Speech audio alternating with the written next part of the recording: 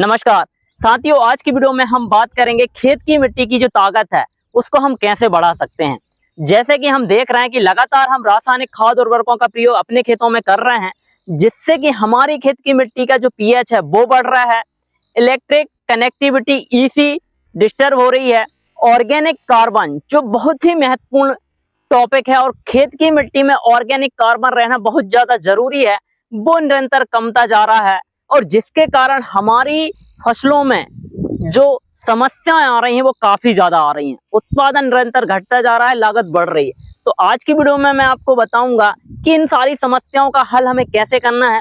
कैसे हम अपनी खेत की मिट्टी की जो ताकत है उसको बढ़ा सकते हैं और कैसे हम अपने खेत की मिट्टी में ऑर्गेनिक कार्बन को बढ़ा सकते हैं। उसके लिए हमें क्या काम करना चाहिए, कैसे हम प्राकृतिक खेती कर सकते हैं, प्राकृतिक खेती में पहला कदम हमारा क्या होना चाहिए, कौन सी चीजों पर हमें विशेष ध्यान देना चाहिए। तो आज की वीडियो में आपको प्रैक्टिकली जानकारी मिलने वाली हूँ। मैं अपने खेत पर हूँ और मैं अपने खेत पे जो काम करता हूँ वही मैं आज आपको बताने वाला हूँ। यह काम आपकी खेत की मिट्टी की ताकत को भी बढ़ाएगा और आपकी फसलों में जो समस्या आ रही है उनको भी खत्म करेगा, आपकी फसलों का जो उत्पादन है वो भी बढ़ाएगा। तो किसान साथियों, वीडियो में अंत तक बने रहें, वीडियो को पूरा देखें और अभी तक आपने इस चैनल को सब्सक्राइब ना किया हो तो भैया चैनल को सब्सक्राइब कर लो, क्योंकि मैं आपको अपने खेत पे जो काम करता हूँ वो जानकारी देता हूँ। फैक्ट जानकारी मिलती है, सही जानकारी मिलती है और ऐसी जानकारी आज तक अभी तक आपने कहीं भी किसी भी चैनल पर नहीं देखी होगी। तो साथियों, आप इस चैनल को सब्सक्राइब करें, वीडियो पसंद आए तो वीडियो को लाइक करें और वीडियो को अधिक किसान साथियों तक शेयर भी करें, ताकि सभी किसान साथियों तक जानकारी पहुंचे और वो उनका लाभ ले सकें। मैं हूं निखिल रजक, स्वागत करता हूं आपका आपके पसंदीदा यूट्यूब चैनल खेत किसान और गांव में। किसान साथियों, जैसा कि आज आप देख पा रहे हैं, हम अपने तरबूज और खरबूज वाले प्लाट पर हैं, जहां पर हमने तरबूज लगाया था, खरबूज लगाया था। मेरे पीछे देख सकते हैं कि किस तरीके से जो प्लॉट है वो तैयार हो गया है दूसरी फसल के लिए। लेकिन हमने इसमें जो फसल लगाई थी उसके जो अवशिष्ट थे, जो बेल थी और जो हमारे खेत में जो खरपतवार उगा था उसका हमने क्या किया है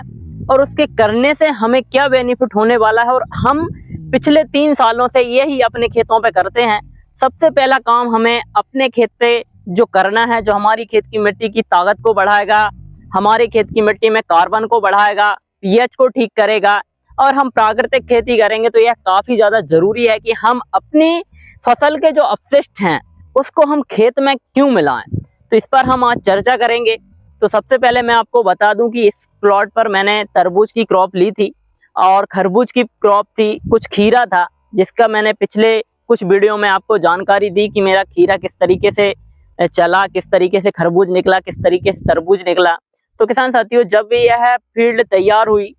तो हमने जो खरबूज और तरबूज के जो बेल थे, जो हमारे खेत में खरपतवार थे, उनको हमने निकालकर जो हमारे बेड हैं उनके बीच में हमने इसको डाला है। जैसे कि आप देख सकते हैं कि यह जो बेड है इसके बीच में हमने दोनों तरफ का जो हमारा खरपतवार था या फिर कह लो हमारे पौधे के जो बेल थी उनको हमने इस तरीके से बिछा दिया है और निकालकर हमने जो हमारे खेत का अपशिष्ट था वो हमने खेत में ही मिलाया है। इसका कारण ये है कि जब हम अपने खेत पर कोई भी फसल लगाते हैं तो हम बीज लगाते हैं, ना कि हम कोई पौधा या कोई झाड़ नहीं लगाते। तो किसान साथियों, हमारा अधिकार बनता है कि हम धरती माता से हमने जो लगाया है वो ही रिटर्न लें। बाकी जो पौधा तैयार करने में धरती माता की जो एनर्जी लगी है, उसने नाइट्रोजन दिया, फास्फोरस दे दिया, पोटेशियम दिया और भी जो तत्व दिए,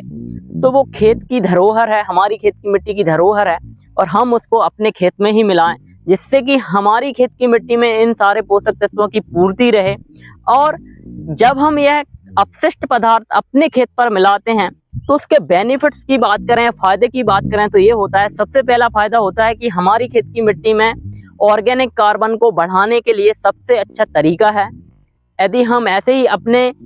खेत में जो हमारी फसल के अपशिष्ट हैं उनको मिलाएंगे तो जब यह डिकम्पोज होंगे तो उससे एक ह्यूमस बनेगा और जब बायोमास डिकम्पोज होता है, यह बायोमास रहेगा और बायोमास जब डिकम्पोज होगा तो ह्यूमस में कन्वर्ट होगा और ह्यूमस बनेगा तो हमारी खेत की मिट्टी में जीवांश कार्बन डेवलप होगा और जब कार्बन बढ़ेगा तो हमारी खेत की मिट्टी में एक प्राकृतिक इकोलॉजी डेवलप हो जाएगी, जिससे कि हमारी खेत की मिट्टी में जैसे कहें कि केचुआ आना चालू हो जाएगा, देसी अर्थवर्म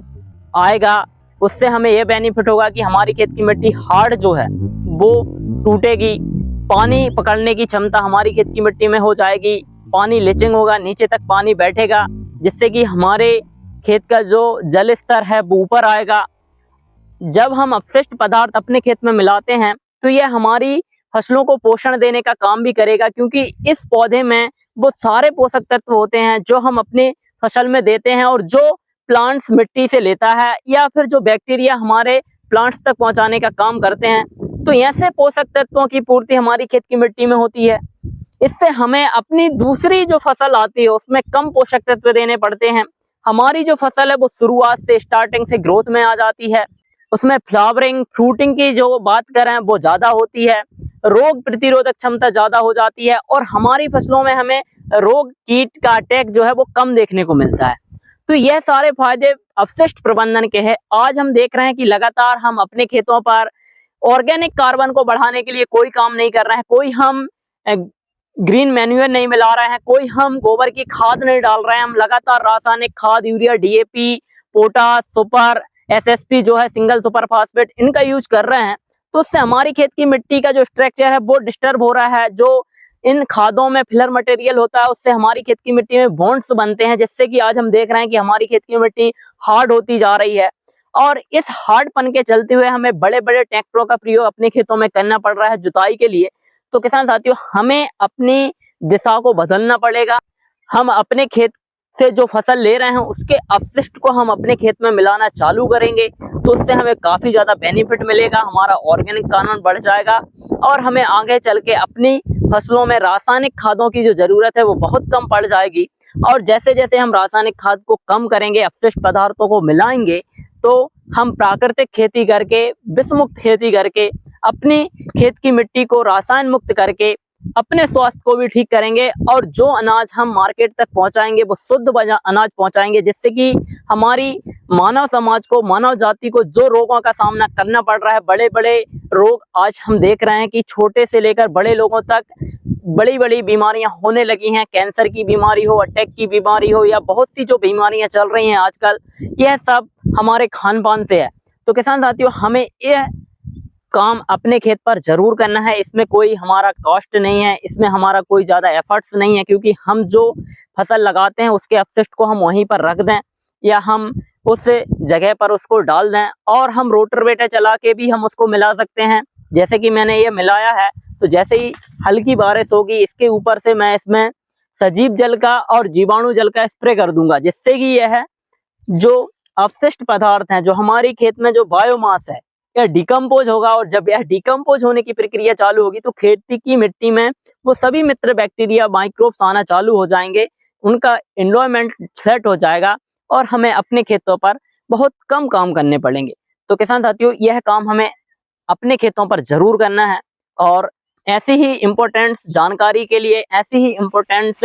वीडियो के लिए आप हमारे YouTube चैनल को सब्सक्राइब करें। इस वीडियो को अधिक से अधिक किसान साथियों तक शेयर करें। वीडियो पसंद आया हो तो वीडियो को लाइक करें और वीडियो में कमेंट करके बताएं कि वीडियो कैसा लगा। और किसान साथियों, इस फील्ड पर हम जो भी फसल लगाने जा रहे हैं उसका वीडियो आपको नेक्स्ट सीरीज में मिलेगा। तो आज की वीडियो में बस इतना ही। मिलते हैं नई वीडियो में नई जानकारी के साथ। जब तक के लिए जय जवान जय किसान।